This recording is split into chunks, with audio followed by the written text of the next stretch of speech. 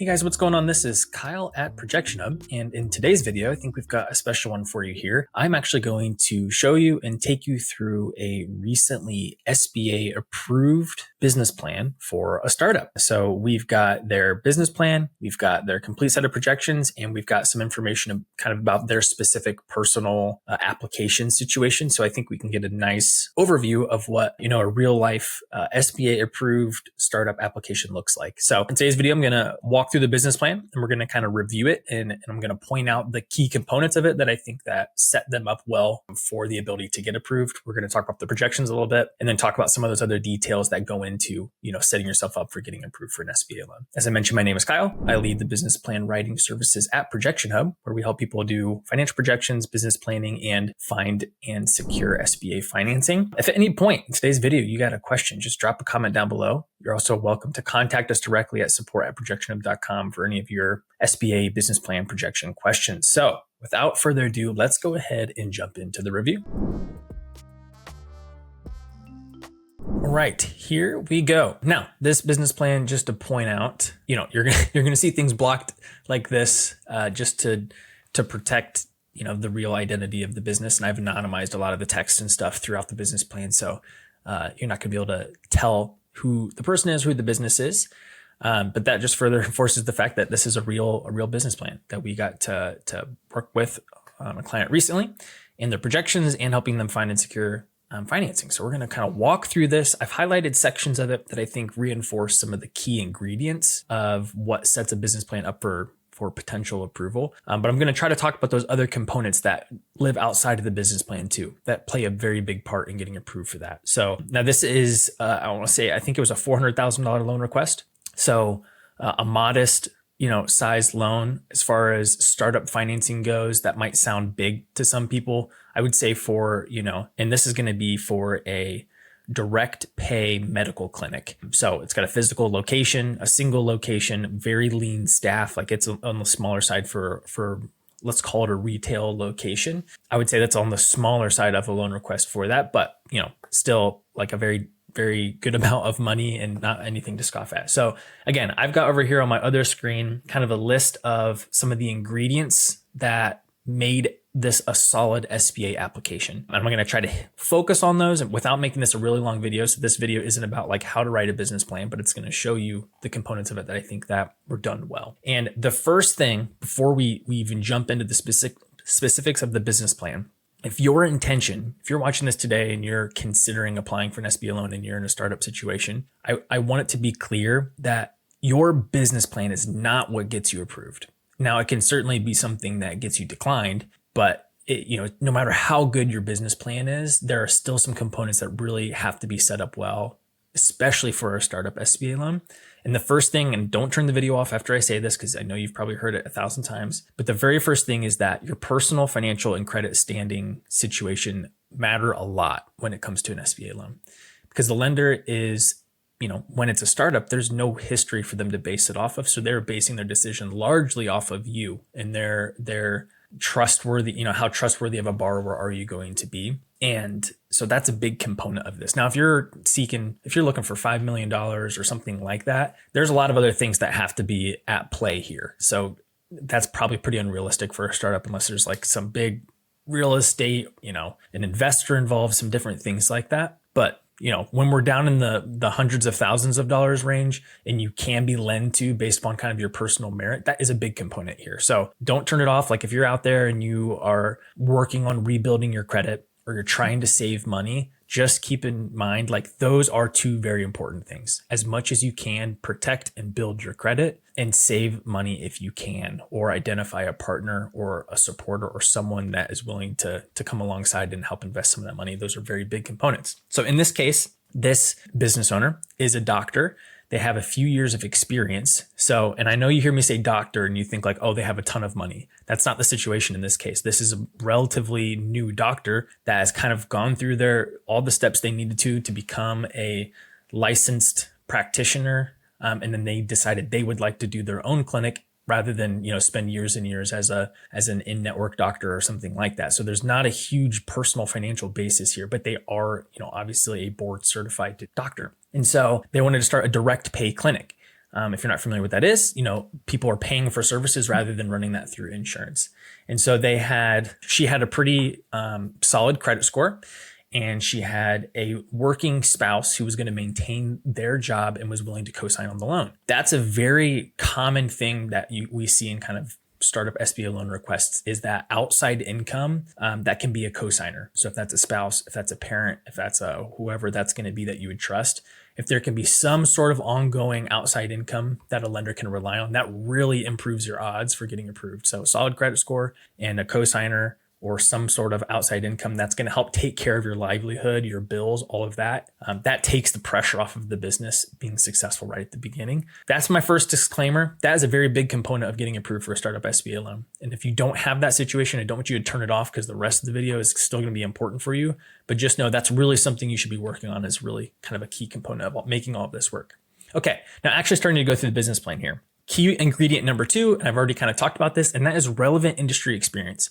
Now, if you're starting a medical practice, it's kind of assumed that you have some relevant experience, because you wouldn't be able to do it if you didn't have the proper education, licensing, all that certification and that kind of stuff. But if you're starting up something out there that doesn't require like a built-in education or component like this, just know that relevant industry experience or skill set is very important. So again, there's no existing business here. So the lender needs to believe that you know what you're doing, you know what you're getting yourself into. So do you have some years of experience working in the industry you're trying to start a business for? Do you have some really obvious transferable skills? If you don't have those things yet, what can you do to get that skills? Or can you add a partner or, someone, a key manager or someone into the business that brings some of that built-in experience? That's really important. Perfect example right now, we're working on a business plan and all of this stuff for someone else who is opening an ice cream shop. They have a lot of relevant like corporate experience, but they've never been in retail or an ice cream shop. And so for the last 2 years, every single Sunday, they've been working in a friend's ice cream shop in a different town, building that experience, that understanding of what they're doing. And so now in their application, they can have they can have the benefit of both all these other skill sets they bring from different industry experience, and the fact that they know how to operate an ice cream shop from the inside out. And that's a big component of doing that. So that's the second key ingredient, is having that relevant industry experience. Now, starting to go through,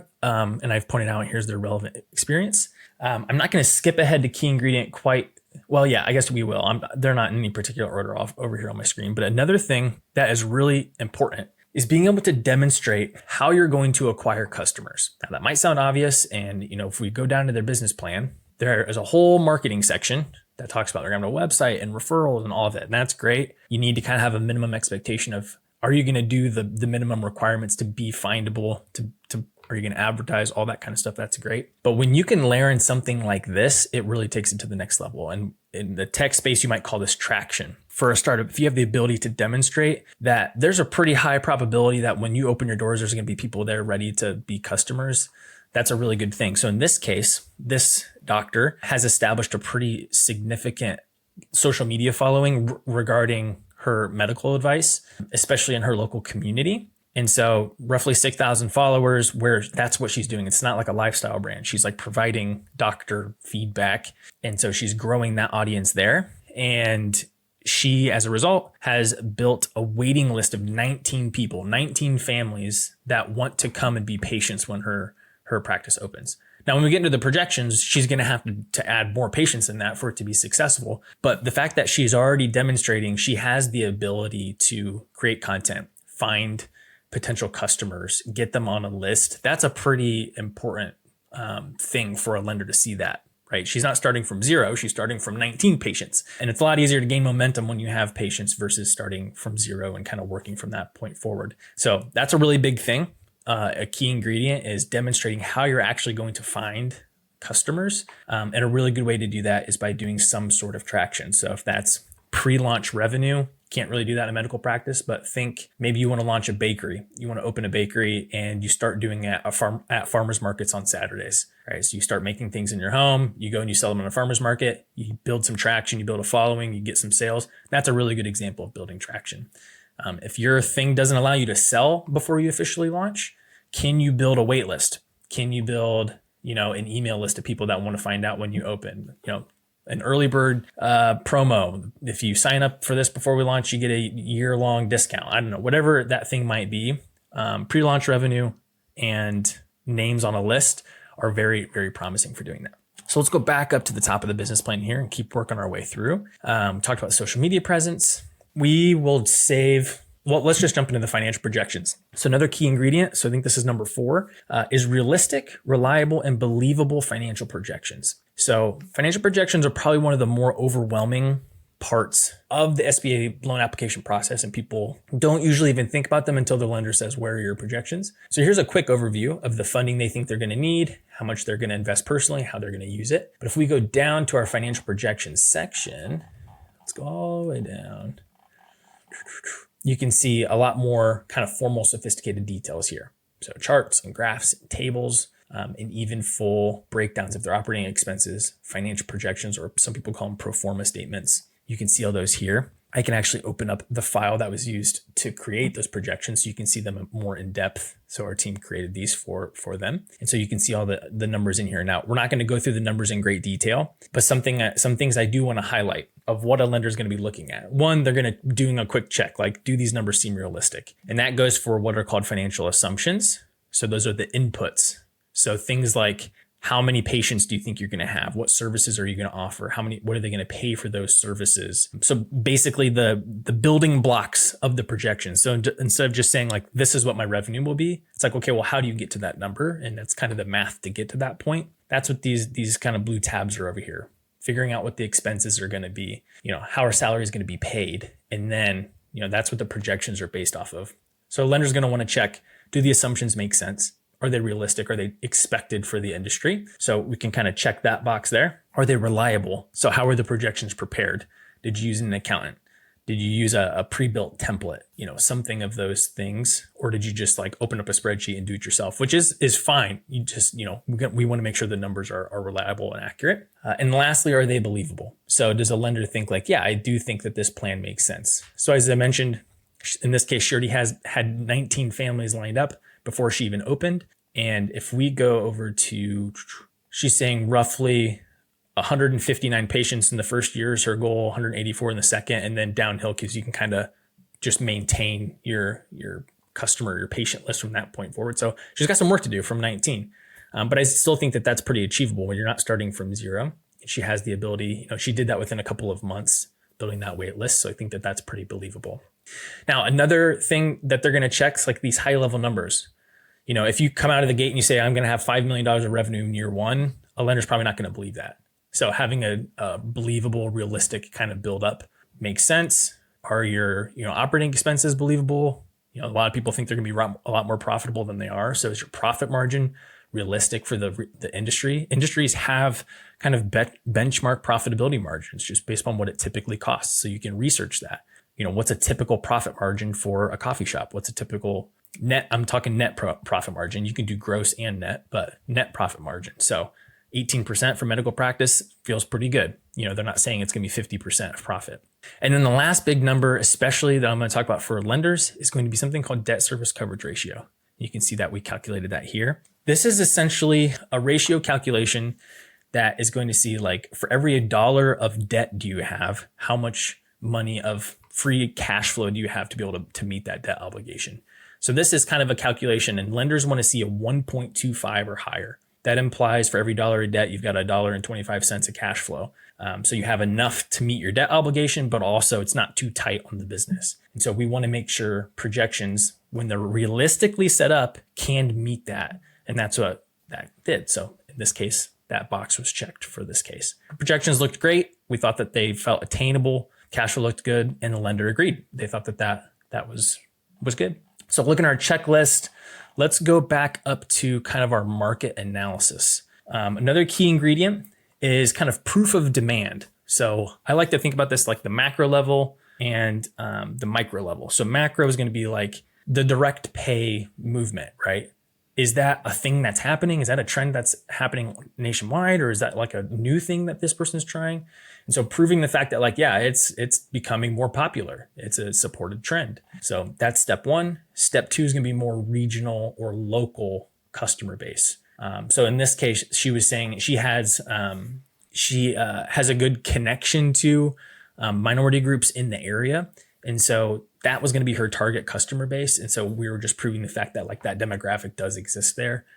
Also, people who are interested in direct pay typically are within a certain income bracket, maybe because their insurance premiums are too expensive or whatever that might be. And so just proving like in her target area, both the specific minority groups are represented and the income range that they wanted to, and that there was a need for healthcare there. And so we kind of proved that. So at the macro level, we said, yep, this is definitely happening. It's a growing need for direct pay clinics. And then in the local one, like these are the type of audience that is represented here, and that's who she's targeting. And that's also represented here. And talking about competitor, like, is there anyone else doing direct pay in the area? And the answer was no. So that's supportive, right? There is demand trends in that area that were supportive for her case. So that was key ingredient number 5. And then just in general, key point number 6 is your business plan.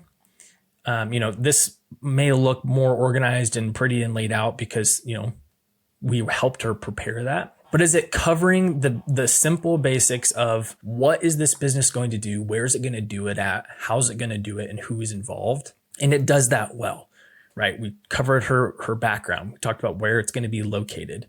How is she going to operate it? Is there a market involved for it? What kind of specific services is she going to offer? How is she going to acquire customers, and what do the financials look like?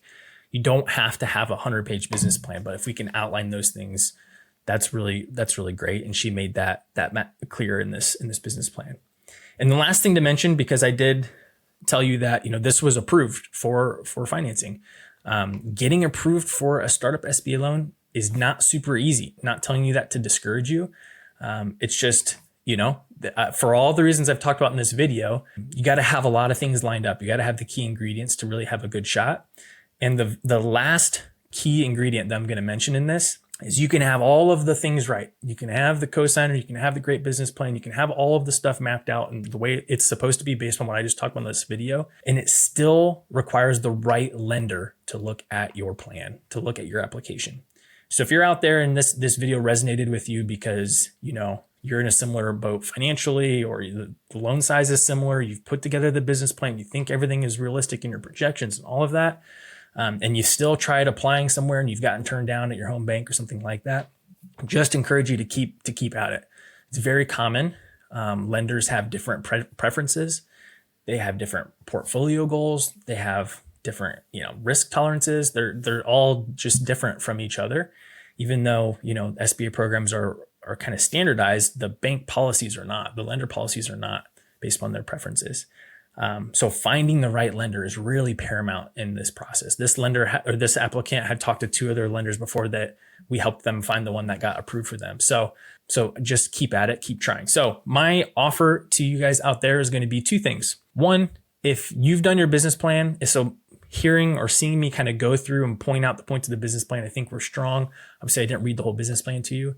If that feels like something that would be valuable to you and you want me to look at your business plan, I do offer a free business plan review. You can go to our website under business plans free review, or you can go down in the description of the video below. And you can send me your business plan and I will go through it. I'm not going to post it on YouTube, but I'll go through it, give you feedback on what I think about it, maybe some recommendations for you. And second, kind of the analysis I gave you on the SBA qualities of this application. So what made this applicant ready for SBA, both their personal structure or the personal setup, the loan structure, the business plan, the projections, all of those components. We do offer a free SBA expert review that our founder and owner, Adam, provides based on his deep experience in SBA.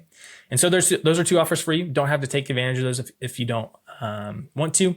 But just, I thought, this might be a helpful video just to see like, what does an SBA approved startup business plan look like, the projections, the personal situation for that, finding the right lender. Like there's a lot of different ingredients that have to go right. So if you have questions about your specific situation, whether that's the business plan, the projections, or applying for the loan, feel free to reach out to us directly, support@ProjectionHub.com. You can fill out those free review forms if you'd like in the description, or you can leave a comment down below and we would answer that there. So if you made it this far in the video, thanks for sticking with me. I know it was a long one, but we would love to see you in the next video or chat with you about what you're working on, and we'll go from there. Thanks, guys.